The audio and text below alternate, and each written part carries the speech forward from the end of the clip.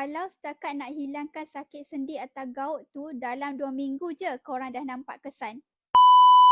Pernah tak korang perasan walaupun dah diet, dah exercise, gout atau sendi bengkak tu masih tak hilang? Kenapa ya?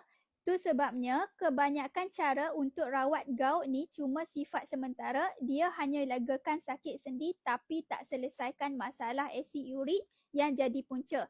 Asid urik tinggi tu yang buat kristal terkumpul dalam sendi, jadi walaupun korang makan ubat, bengkak sendi tetap datang balik, betul tak?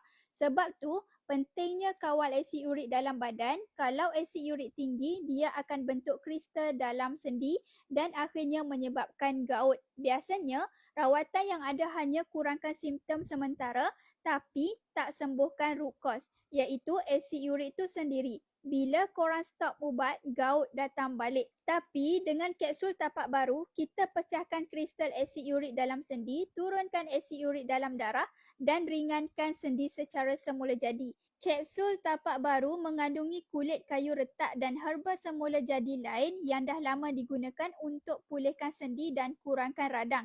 Yang bestnya, kapsul ni mudah je nak amalkan. 2 biji pagi, 2 biji malam. Dalam masa 2 minggu, korang akan rasa perubahan yang ketara. Bengkak sendi surut, sakit sendi berkurangan dan yang paling penting, sendi korang lebih ringan. Tak perlu risau lagi dengan kristal asid urik yang buat sendi korang sakit. Ini bukan sekadar legakan sakit tapi selesaikan masalah asid urik dari akar umbi. Kalau korang nak hilangkan gout dan ringankan sendi tanpa perlu ubat yang tak selesai masalah, cuba kapsul tapak baru sekarang. Klik saja di link di bawah untuk dapatkan diskaun menarik dan penghantaran percuma. Nak COD pun boleh tau, sampai barang dulu baru bayar pun boleh. Jangan tunggu lagi, bertindak sekarang supaya sendi korang tak lagi teruk.